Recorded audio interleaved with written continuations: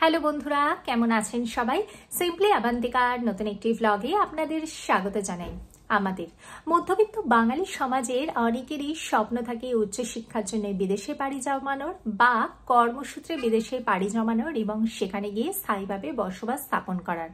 তাদের পছন্দের তালিকায় একদম প্রথমের সারিতেই চলে আসে আমেরিকার নাম। কিন্তু বর্তমানে 2025 সালে আমেরিকার বর্তমান জব মার্কেটের অবস্থা থেকে বহু মানুষের কপালে রীতিমতো চিন্তার ভাঁজ পড়ে গেছে। বিশেষত যারা স্টুডেন্ট ভিসা নিয়ে আমেরিকায় আসবেন বলে ভাবছেন বা যারা H1B ভিসাতে আমেরিকাতে কর্মরত, তাদের মধ্যেও কিন্তু রীতিমতো চিন্তার রেখা দেখতে পাওয়া যাচ্ছে। প্রায় প্রত্যেক দিনই শুনতে পাওয়া যাচ্ছে কোনো না কোনো কোম্পানি থেকে লে অফের নোটিশ। একে একে করে বিভিন্ন কোম্পানি থেকে লে অফের নোটিশ আসছে, যেমন ধরুন জেসি পেনি, টেসলা, মেটা, অ্যামাজনের মতো বিভিন্ন কোম্পানি থেকে কিন্তু বহু পরিমাণে ছাঁটাই চলেছে। তার ফলে কিন্তু বর্তমানে আমেরিকার জব মার্কেটে বিশাল একটা প্রভাব পড়েছে।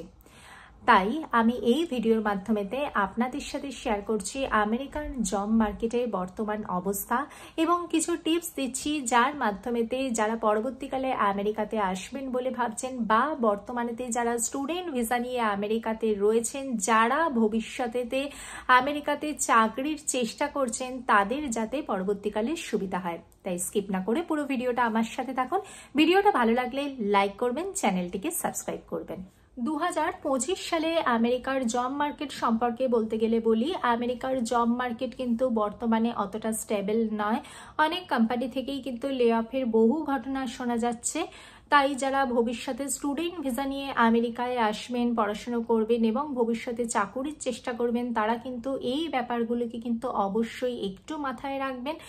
তবে যে আপনারা কোন ইউনিভার্সিটিতে পড়াশোনা করছেন এবং কোন কোর্স নিয়ে পড়াশোনা করছেন, সেই ব্যাপারগুলোকে কিন্তু থরলি রিসার্চ করার প্রয়োজন রয়েছে। বর্তমানে 2025 সালের প্রেক্ষাপটে দাঁড়িয়ে বলা যেতে পারে যে ডেটা সায়েন্স, এআই বা কম্পিউটার রিলেটেড কোনো টেকনিক্যাল ফিল্ডে যদি আপনারা পড়াশোনা করেন, তাহলে সেক্ষেত্রে কিন্তু যথেষ্ট সম্ভাবনা দেখতে পাওয়া যাচ্ছে। তবে যদি আপনাদের ওয়ার্ক এক্সপিরিয়েন্স থাকে, তাহলে কিন্তু সম্ভাবনা যথেষ্ট। তবে ফ্রেশার্সদের কিন্তু বর্তমানে কিন্তু চাকরির বাজারেতে কিন্তু একটু ভাটা পড়েছে, যদিও হয়তো সেই ব্যাপারটা সাময়িক হতে পারে। আগামী দিনে কিন্তু যথেষ্ট সম্ভাবনা অবশ্যই দেখা যেতে পারে বলে মনে করা হচ্ছে।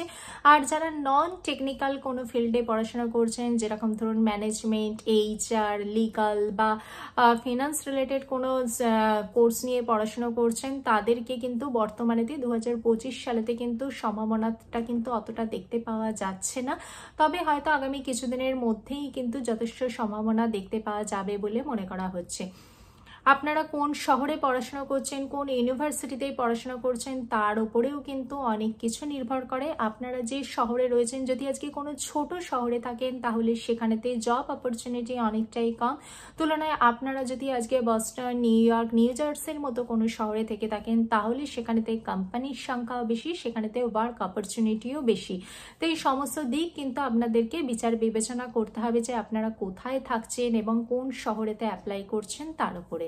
বর্তমানের যুগ কম্পিটিশনের যুগ। আমেরিকাতে রয়েছে আন্তর্জাতিক মানের কম্পিটিশন। সেই কম্পিটিশনেতে টিকে থাকতে গেলে আমাদেরকেও কিন্তু যথেষ্ট স্কিলগুলোকে আপগ্রেড করতে হবে, যাতে ভবিষ্যতে আন্তর্জাতিক মানের কম্পিটিশনের সাথে আমরা পাল্লা দিয়ে এগিয়ে চলতে পারি। বর্তমানে হয়তো কিছুটা মন্দা দেখা দিচ্ছে, কিন্তু সেটা খুবই সাময়িক।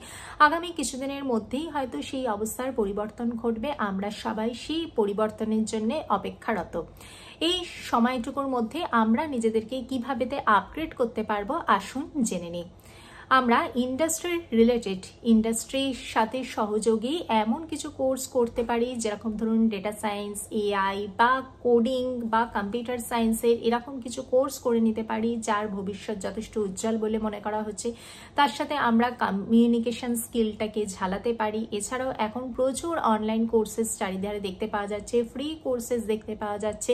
আমরা আমাদের অফ টাইমে সেই সমস্ত কোর্স করে নিজেদের স্কিলটাকে আপগ্রেড করতে পারি। আর ওয়ার্ক এক্সপিরিয়েন্স যদি আমাদের সাপোর্ট করে, তাহলে তো ভবিষ্যৎ জীবনটা আমাদের যথেষ্ট সুন্দর হবে বলেই মনে করা হচ্ছে। ভিডিওটি ভালো লাগলে লাইক করবেন, চ্যানেলটিকে সাবস্ক্রাইব করবেন। দেখা হচ্ছে পরবর্তী ভিডিওতে। ভালো থাকবেন, সুস্থ থাকবেন। নমস্কার।